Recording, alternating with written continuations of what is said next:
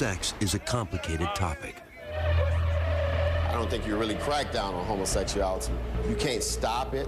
You can prevent it from happening openly. If the relationship is not causing a problem, generally we don't do anything with that. If they are not openly having sex, and I'm saying you can have a relationship that doesn't have sex involved. But Mason believes it's the lack of sex that leads to the unrest among inmates. That frustrates these dudes.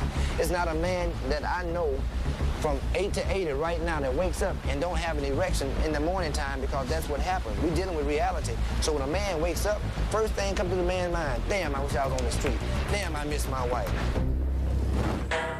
But behind bars, sex can be a combustible concoction of desire, desperation, homophobia, and predatory behavior, especially at prisons as notorious as California's Pelican Bay. This is the last place they need to be sending a flamboyant homosexual, is Pelican Bay. Inmate Adolph Green was out on the Pelican Bay yard when our producer noticed him and asked for an impromptu interview. I'm flamboyant homosexual, the ones that prefer to try to fix themselves up like a girl. And we call each other girls. You understand? And some of the dudes around here, they call you girl, hey, come here, girl, and this and that. But then you have those that smile in your face and laugh at you behind your back. You walk around the track and you hear somebody call, look at that punk, that faggot. That's a bunch of disrespect day in and day out. Green told us that those who are open about their sexuality face retribution from other inmates. You have people that are undercover. You got people that are hiding in the closet, that's doing each other. But the minute they see somebody that's flamboyant, that's out, that they don't understand, then they have something against that. And to go through this here every day with a bunch of people telling you what you can and can't do, who you can live with and who you can't live with because of your sexual preference is wrong. Because half of the ones telling you not to do it are the ones that's doing it in the closet. And in this environment, sexual partners can turn into blood enemies in the blink of an eye. In here, you don't have no friends, I suppose. Because you can laugh and you can sit up and talk and play cards and dominoes and whatnot, but the minute something happens to you, they all go the other direction, leave you to die. And they got a lot of people up in here to call each other loved ones. I love you, I got love for you, you my homeboy. But the minute you do something that they don't like, they'll cut you. That's what Pelican Bay is about. But we've met many openly gay inmates who have little or no fear about being who they are. Yeah, they call me Amy. I chose that name. You know, I want to live my life as a girl. I've always felt like I was a girl. When we met Matthew Campbell, he was serving 12 years for armed robbery and assault at Kentucky State Penitentiary. But his troubles began much earlier. First time I went to jail was 15 years old. I burned the elementary school down. And it's pretty much downhill from there. And as an openly gay man, Campbell's time behind bars has had its challenges. Being gay in prison is really hard. I mean, it's hard enough to do time in here, but the fact that everybody knows that you're gay, it is constant pressure for, you know, sex. You have a lot of people here that, now that they're in prison, they resort to what they have to as far as sex. I have to say there's very few people here that are gay on the streets and gay in here as well.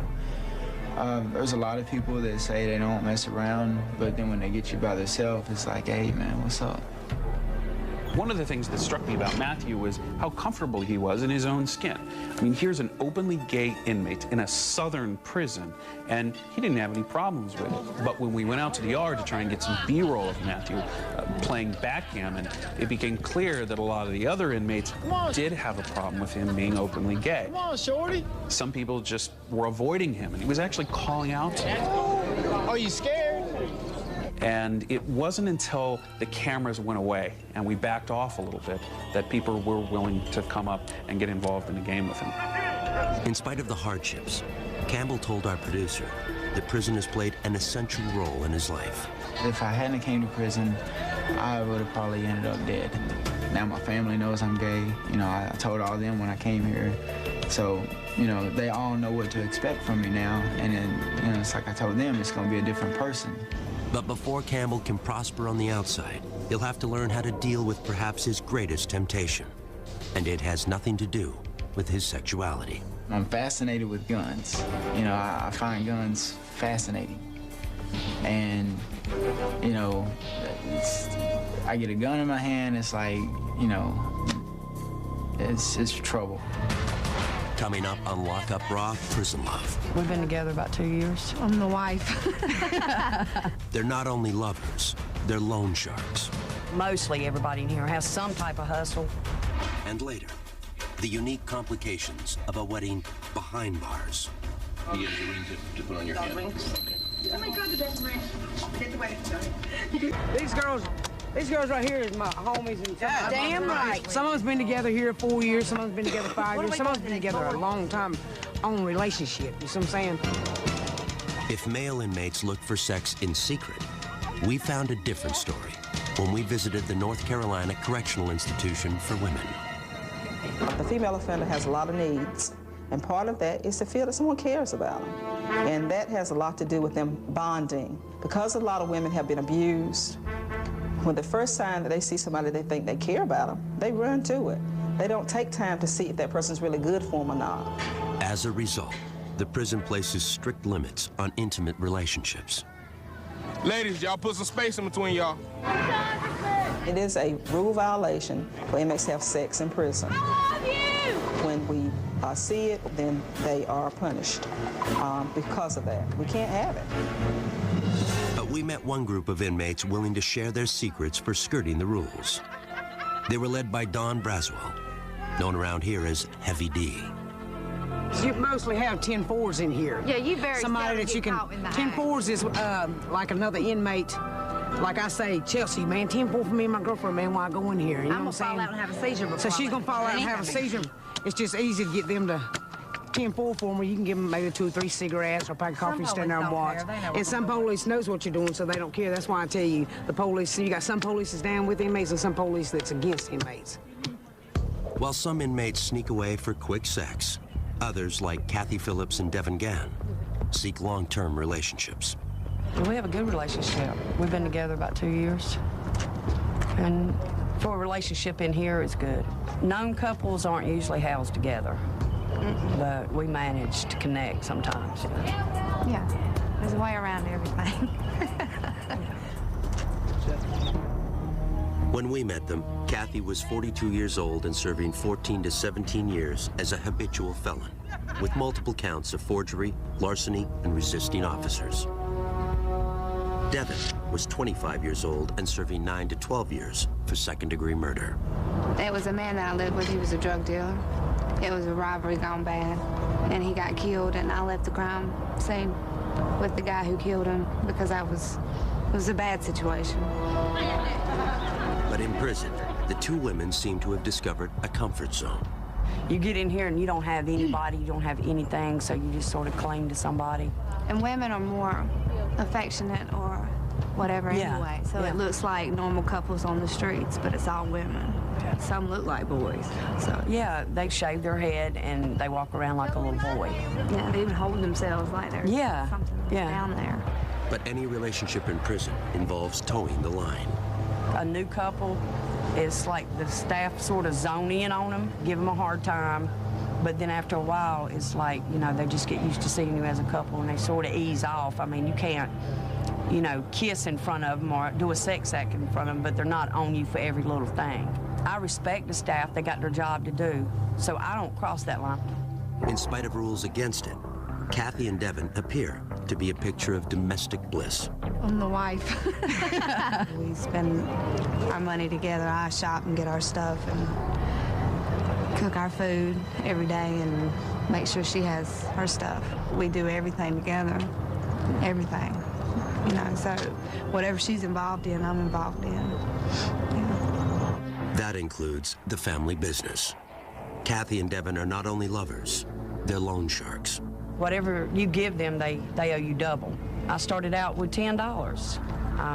Put the 10 out, pulled in 20 the next week, put the 20 out, pulled in 40 the next week, and I just kept doubling until I got on my feet and got stable. and it's a good hustle. Mostly everybody in here has some type of hustle because, I mean, a lot of people don't have help from home. And you have to survive in here. Prison's not free. They give you 3 meals a day and a bar of state soap, and that's about it. All your hygiene, your food, if you don't want to eat what's in the dining room, you pay for it. And if you don't have anybody on the outside sending you money, the only jobs here you can make money off of is probably 40 cents a day. 40 cents a day will never support you. So people do all kinds of stuff to make hustles. They don't have somebody on the outside, but there's all kinds of hustles. And loan sharking is one of them. But the loan shark lovers insist they never use muscle to extract payment. If somebody doesn't pay me, I generally just, I mark it up as a loss. I just don't deal with them no more. I tell my friends that loan shark, don't deal with them. You got some people in here that'll bust them in the head with a lock or something. I ain't down with that. Devin told us that she used to run an even riskier business. Before her, I had my own hustle that was pretty much staff related. Yeah. I would find weak staff, whoever I found in here, because they obviously can't find somebody on the streets to get hooked up with.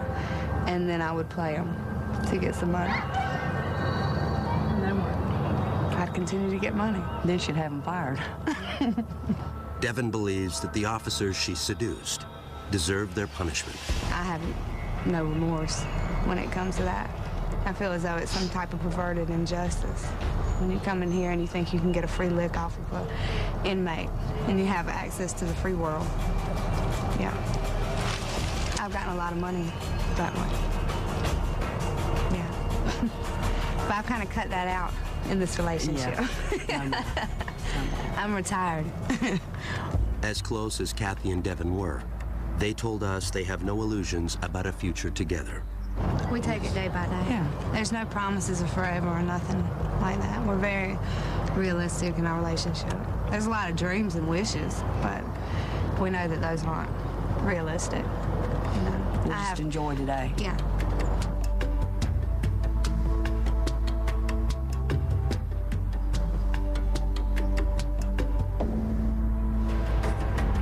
Up next on Lock Up Raw, Prison Love. I, Raul, take thee, Leticia. I, Raul, take thee, Leticia. Exchanging vows when the groom is locked up. And later, when visitation includes sex, emotions run high. We're gonna go ahead and let you take one of these ones. I need both of those. You can't tell me that I can't use my personal hygiene for my body. I need both of those. Raul and Leticia, today is a very special day for both of you, because today marks the beginning of your new lives together as one. Under the best of circumstances, marriage can be challenging. Even more so when it begins behind the walls of one of the nation's most dangerous maximum security prisons. Yeah, I can't even touch her or nothing. So you can't even consummate the marriage. The groom, Raul Vidal, has been in California's Pelican Bay State Prison since age 18. I was involved in gang, in the street gang, you know, drugs, violence, all that. We got in a little shootout. There were 6 guys in the car. They said I shot at, they were hit and all that, so they gave me 6 life terms for that. Because of his gang affiliation, Vidal is assigned to the secured housing unit, where contact visits are not permitted. Right now, here together, you stand free and apart from all other people in this world, because right now you stand within that charmed circle of your love together. Vidal and his bride, Leticia Jaime, were childhood friends and had reconnected 5 years earlier. Though it's unlikely Vidal will ever be free, Leticia agreed to marry him anyway. Her son Ruben stood in as best man. He has a ring to put on your hand. Okay. Oh my God, the dog ring. Get the wedding ring. She seen me, the person inside, that I'm a human being. She opened up her house, her heart. She gave me her family. I, Raul, take thee, Leticia. I, Raul, take thee, Leticia. To be my wedded wife. To be my wedded wife. To have and to hold from this day forward. To have and to hold to this day forward. I'm the black sheep of my family. I'm the only one that ever been to prison, I, Leticia, take the Raul To be my wedded husband. to be my wedded husband, To have and to hold from this day forward. to have and to hold for this day forward. I just been thinking about the sacrifice she made, you know, how much she loves me to do something like that. As you take this ring and place it on her hand, Raul, will you repeat after me? I give you this ring. I give you this ring. As a symbol and commitment in marriage. She knows that the possibility of getting out are slim to none. And she accepted that. This is the first day of the rest of your lives together. And we would all hope that tomorrow would be even happier. You may kiss your lovely bride. Though there will be no reception or first dance for this couple, the odds aren't totally against them. According to one study, unions in which one partner is incarcerated are less likely to end in divorce than a conventional marriage. But it gives me the hope, it gives me to feel love. Well, she's just a friend, I'm a friend, and you know, we just got married, so to show love for each other.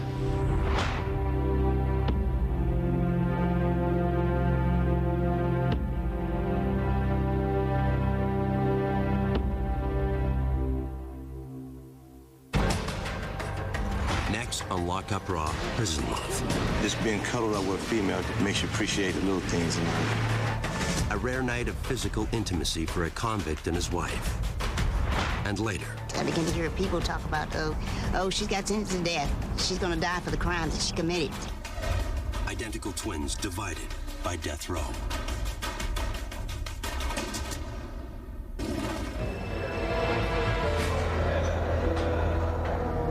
Prison inmates don't have a lot to look forward to, so visitations are a big deal.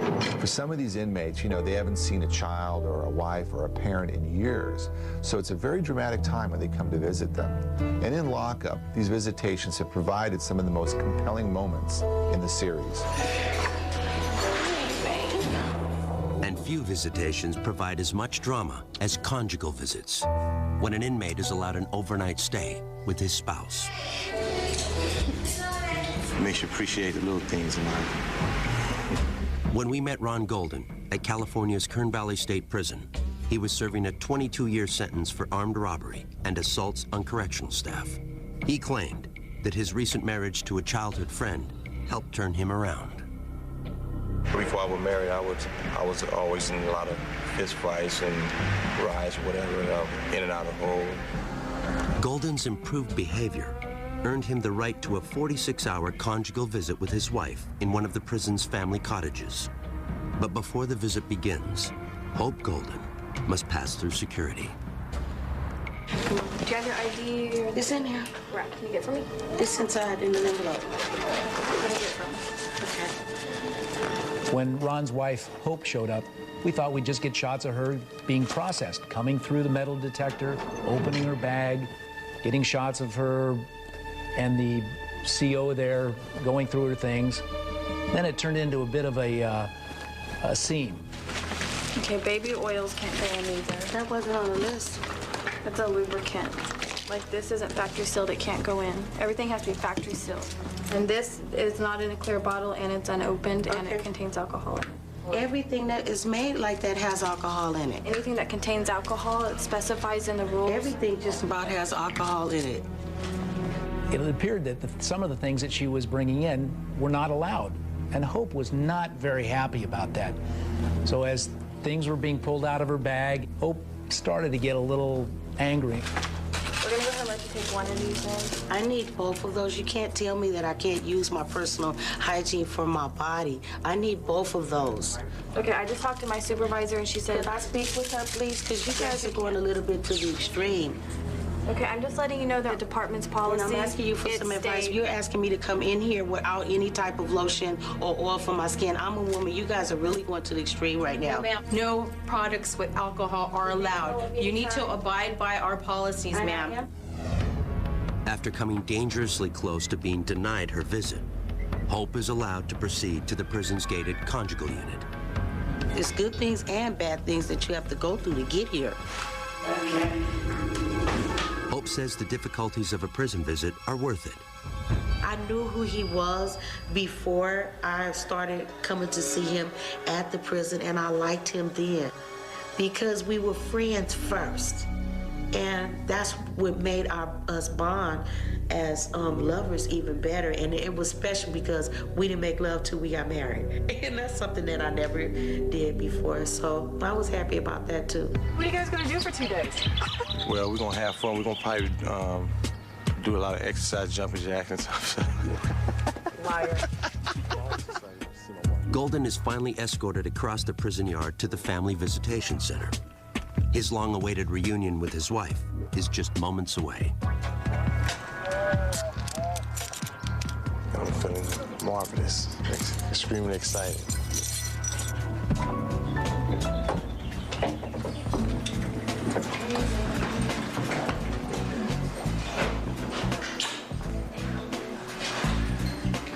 You nervous? Mm-hmm. I know, we ain't used to this. You know, sometimes when a camera is in the room, people are not going to act naturally. And Ron and Hope both knew that we would be there for the beginning of the conjugal visit, certainly not during any part of the conjugal visit. Oh, the crew was real nice, very pleasant. But as I stood to the back of the room to get kind of a wide shot, I could hear them talking, saying, "Is he gone yet? Is he gone yet?" They just wanted me out. But visitation is also bittersweet. Our crew saw how much so at Indiana State Prison when the family of inmate Jerry Bonds arrived for their first visit in months. To be honest, I grew up with a two-parent, middle-class home. You know, my brother and, you know, my older brother, and they all graduated from college. You know, I just happened to just go down a wrong road with selling drugs and ripping around in the streets. Bonds is serving 85 years for robbing a liquor store and killing the owner. I had two daughters at the time, and my girlfriend at the time, she was pregnant with my son, so she was 2 months pregnant when I got locked up. That child, Bonds' son Eddie, was 8 when we shot at Indiana. Even though he had never lived with his father, Eddie was missing him nonetheless.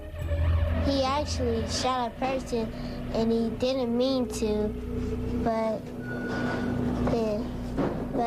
when I see him again, to live with them and be with them together so we can go to the park and the museum. His youngest son cries sometimes because he doesn't have his father around. And there's some things that he really needs to be in his life for. But Bonds has had a tough time following the rules in prison as well. His last infraction was for attempting to intimidate an officer. That, along with 3 urine tests that proved positive for marijuana, has cost Bonds visitation privileges with his family. He had only recently gotten them back, but with restrictions. So right now I'm on non-contact status. It's like through the phone and the glass. How did you react when your son told you that he wasn't going to have contact visits anymore? Well, I was upset at first, and I even threatened him to not even bring his kids up here, you know. And I was very upset with him. Matter of fact, I was so upset with him I couldn't think straight. Bonds acknowledged that his actions, both in and out of prison, don't set the best example for his children. And it's like, how can I tell you guys to be good and do good in school and stay out of trouble? And every time you come and see me, I'm on restriction from visits, or I can't have visits because I'm in trouble. And they're like, well, you're kind of a hypocrite, Dad. You know, you're telling me to be good, but you're not being good. Our crew caught up with Bonds shortly before his first visit with his children and parents in months. Your clothes are pressed, your boobs look like shiny new. You want to look kind of spit because it is a special day. You know, because your family do come, they came from so far. It puts a smile on their face and see, okay, you are doing okay. You know, because they worry about me here. But first, Bonds would need to pass pre-visitation security measures, starting with his freshly pressed clothes. All right, do me a favor, go ahead and completely disrobe. Despite the fact that he will not have physical contact, Bonds, like every other Indiana inmate, is strip searched prior to visitation. All right, this time open your mouth, please. Put your fingers in, spread your cheeks apart. Upper lip up, please. Lower lip down. Can you look inside your nose, please? Authorities must ensure that inmates are not attempting to pass contraband to the outside. turn back around, squat, cough. All right, go ahead and get dressed. Meanwhile, the Bonds family has to pass through security as well. And even though it was nearly a 3-hour drive to get here, Jerry Bond Sr. feels it's worth it. When a person is down, you really have to be there for them, you know? So what we try to relay back to Jerry is that we hope you get out of here sometime soon. And then when you do get out, you know, to pick up where you left off and show these kids that they're not just coming up here for, you know, nothing at all. I'm just anxious, man. I want to see him so bad. I wish I could touch him and hug him, but I guess this is better than nothing. Finally, the waiting is over. What's up, man? What's up? How y'all doing?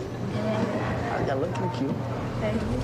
Look up, let me see you. Let me get a smile, man. I ain't seen you in a while. How you doing in school? Which grade you going to, Eddie? Well, the hardest part is like seeing him behind the glass and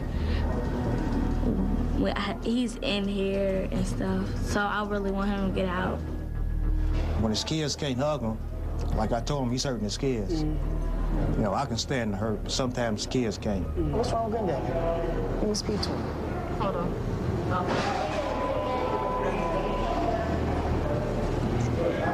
What's going on, man? Hey, what's happening, Dad? How you doing? Staying strong? Yes, sir. Yes, sir. Hey, thanks for bringing him up for me, Dad, man. I want to let him know that we love him no matter what, but make it easier on us when we come up here. We're in here with you. Don't make it to where we are locked up, being locked up. You know what I'm saying? Hey, I ever told you I loved you guys? Ever told you I loved you? I love you guys. And I'm sorry, okay? Would you guys forgive me? Limited to only 30 minutes, the visit hardly seems to have begun when it's time to leave. I love you. Y'all be good. Bye-bye. All right, stay strong. Yes, sir. I'm praying, hoping that this is the last time they had to come up here like this and see me behind the glass, because it's not a good feeling. Not a good feeling. I just feel about when I don't see him anymore, I get sad, and when I see him, I get happy. I want him to be here, and then I don't want him to be here. I want him to like learn his lesson while he's here, so that when he comes home, he knows right from wrong and know what to do and know what not to do. As a mother, I'd like to just touch him and are you okay? I want to give him a hug. And I haven't been able to do that, but I know one day I will.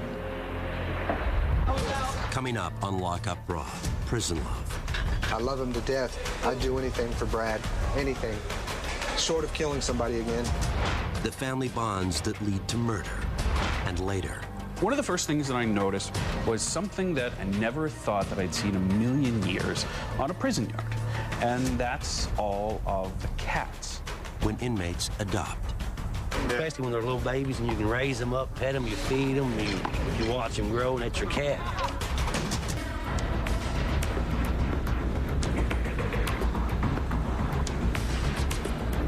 The bond one inmate might develop with another is often the only thing that helps them survive the bleak existence of a life behind bars. In some cases, those bonds have existed their entire lives. Over the years, lockup crews have discovered a surprising number of family members serving time together. But few have ever had to face the difficult circumstances that confronted Yvette and Doris Gay.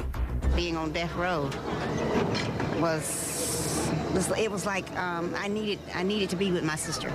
The identical twins, both convicted of murder for helping Yvette's former boyfriend carry out a triple homicide, were sent to the North Carolina Correctional Institution for Women. Doris got a life sentence. Yvette was condemned to die. She told us about her first day on death row. I began to hear hurls and insults when I first got in the gate. I began to hear people talk about, oh, she's got sentenced to death. Oh, she's gonna die for the crimes that she committed. Even though they were housed at the same prison, the women were prohibited from seeing one another. But occasionally, Doris would catch a fleeting glimpse of Yvette. And I would go by the chapel, and I'll see my sister. She'll be in the window, you know, and I'll walk by with a group of ladies, and everybody would say, well, Doris, there's your sister. And I said, God, there she is. And I said, Lord, I wish she was out here, you know. And I hated to go by there just to see her, and it hurt my heart, and I would ache. After 6 years of separation, Yvette's punishment was reduced to a life sentence, meaning she could leave death row and reunite with Doris. I was so excited for her, and she came and hugged me, and we were crying and kissing and hugging, and oh, it was just it was like a great reunion. I started crying. I got emotional, and I just began to praise God. Yeah. Though they can see each other on the yard, prison officials won't let the sisters share a cell for security reasons. They think we're the same person in the same dorm, the officers, and they get confused. It's interesting and kind of unusual for corrections because if you're not paying attention, you don't know who you're talking to. It's one of the reasons why we house them separately. Look how I look. Yeah, you look wonderful. You look wonderful. Yeah.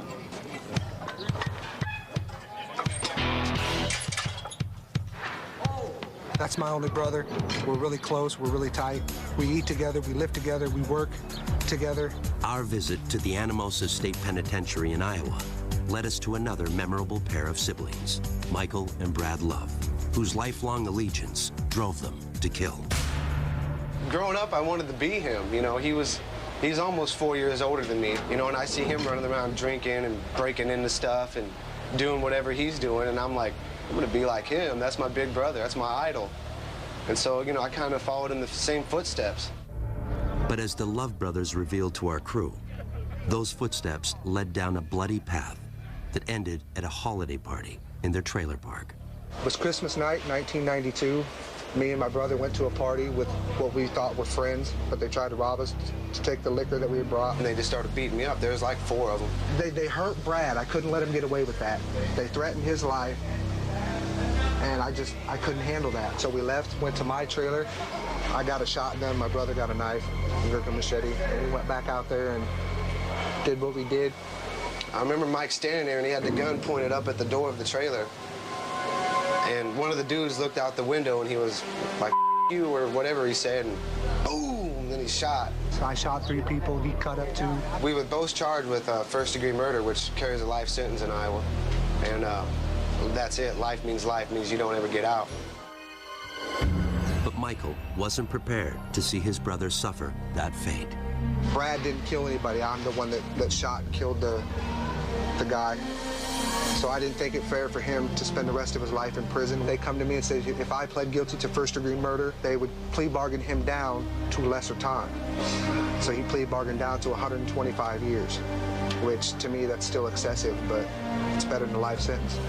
He gets to go home where I'll probably end up dying in prison. How does that make you feel? Makes me feel like a piece of really, man.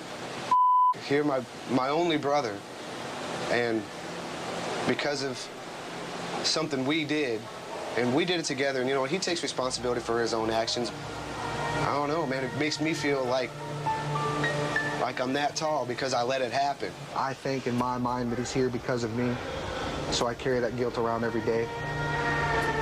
He was 18, he turned 18 in county jail. He had a whole life ahead of him. He could have been a pro football player or a rock star, whatever he wanted to be. And I feel in my mind and my heart that I ruined that for him. And there's no way to explain how much guilt I carry around. The Love brothers were initially incarcerated together at another Iowa prison. But once again, Brad followed Michael, and the result was more violence. The last fight that we got into, this guy told on my brother for smoking weed. Mike told me, he said, here, I'm gonna go beat him up. He's like, I want you to shoot jiggers, watch out for us. I said, all right. So I was standing outside the cell, and Mike goes in there, and I don't know what made me do it, but I look in the window, and it was only supposed to be one dude in there, but there was 2 guys, and they was trying to get on Mike, and I was like, no, you know, that ain't gonna happen. So I ran in there, and I grabbed the other dude, and beat him up pretty bad, and then they shipped me out, and then that was it. Yeah, it sucked. Brad was transferred to Anamosa, only to find a long-lost relative was already doing his own time there. My father was in here messing with kids, and, you know, I ain't cool with that. And he tried talking to me, but I told him, I said, dude, I just can't, I ain't got no respect for you for what you did. I hate that. That's the worst crime that you can do, including the crime that I did of murder. I think that's worse. In 2003, their father died of a heart attack while still incarcerated. When their mother became ill, authorities approved Michael's request to be moved closer to her home, which reunited the brothers at Anamosa. I was just excited to see him again, man. It was, it's my brother. Can't ask for a better to hang out with.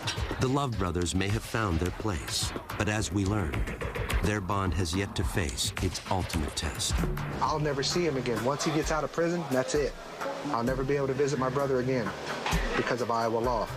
Anybody on paper or parole can never visit anybody while they're incarcerated. Yvette and Doris Gay know all about that.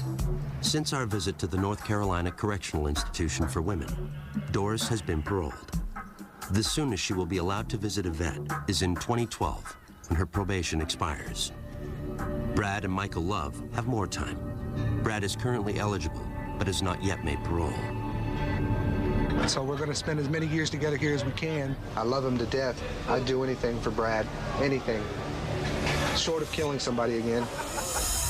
Coming up on Lockup Raw, Prison Love. These cats is their kids. And you mess with one of the cats, I mean, these cats is their family. That's all they've got. The special bond between prisoner and pet. It's like anything, treat with love and respect, it'll treat you with love and respect back. The social center of almost every prison is the yard. It's the rare space where inmates socialize, exercise, and occasionally fight to the death. But lockup crews have found that on some yards, even at dangerous maximum security institutions, inmates have found something to fill their hearts with love and nurturing, just not for each other. This is Bane. This is my buddy cousin, Ted. Nobody's family home cat I could see could be happier than these cats in here. One of the first things that I noticed when walking out of the yard in Kentucky was something that I never thought that I'd see in a million years on a prison yard. And that's all of the cats. They were all over the place. Nobody remembers exactly when dozens of stray cats began to adopt Kentucky State Prison as their home. And as our crew discovered, the inmates were more than happy to adopt the cats as pets. Especially when they're little babies and you can raise them up, pet them, you feed them, you watch them grow, and that's your cat. They're like a kid. It was really amazing to see all of these felons, the guys that were in the state's maximum security penitentiary, with cats climbing all over them. They had them up on their shoulders, they were petting them constantly, and it was really interesting how the inmates had developed very, very nurturing relationships with these cats. We've got all kinds of cats, and you've got these guys here that these cats is their kids. And you mess with one of the cats, I mean, it's just like messing with my kids at home. I mean, these cats is their family. That's all they've got. And like any proud parent, the inmates shared photos of their favorite felines. We cat lovers up here. Now here comes one. This is a monster right here. People had specific cats, and if you didn't want anything to happen to that cat, the last thing you were going to do is commit an act of violence that would send you to segregation where you couldn't care for it anymore. So in this funny little way, the cats contributed to a lower level of violence on that yard. The vet comes once a month. You can buy dry food and medicine and toys and stuff like that. So guys work hard at their jobs to earn their money, and they'll spend it on. And sometimes their bet deal's 60, 70, 80 bucks, takes everything they've got.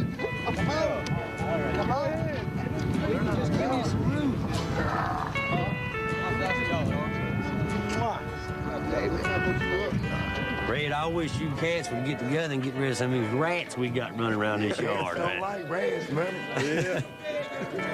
The people rats. Now, you leave the little bitty mice alone. We found an even more unlikely bond at California State Prison, Corcoran. It's like anything, treat with love and respect, it'll treat you with love and respect back. We were just kind of out on the yard shooting, and I looked over and I saw these guys petting something. And at first I thought it was like a kitten, and it ended up it was a gopher that they had tamed. We shampoo them, give them little baths, bring the dirt mites in and play with them and let them run around our cells, feed them apples, lettuce, take care of them, and they're good little pets. It's like the best companion I've ever had. A lot of the guys that we ran into have probably never had anybody to love, or anything or anybody to love them. And, when you run into somebody who is, adopted a gopher and it gives him some sort of outlet for affection, it's got to be a good thing. But we found a very different case of inmate-creature bonding inside California's San Quentin State Prison. Mike Miller is my real name, and the staff here call me the Birdman of San Quentin. The first day I got here at San Quentin, the birds seemed to have flocked to me for some reason. And I don't know, they probably think I'm the Birdman of Alcatraz. Maybe they're mistaken because he has a shaved head too. Miller was serving an 8-year sentence for burglary when he proudly showed us his cell, a virtual shrine to his winged friends. And ever since I've been here, the birds just come up to me like they know me. I got them landing on my shoulders and my hands, and, different kinds of birds, not just pigeons, but I got the, different kinds of blackbirds like the finch and the redwing landing on me. I think the birds is a good way of releasing a lot of tension and anger. And before I got arrested, my girlfriend used to chase the birds away. She didn't want me around, and so now I'm in here, I have a chance to mingle with the birds. And basically that's about the only friends I got, but birds, I can't trust anybody else.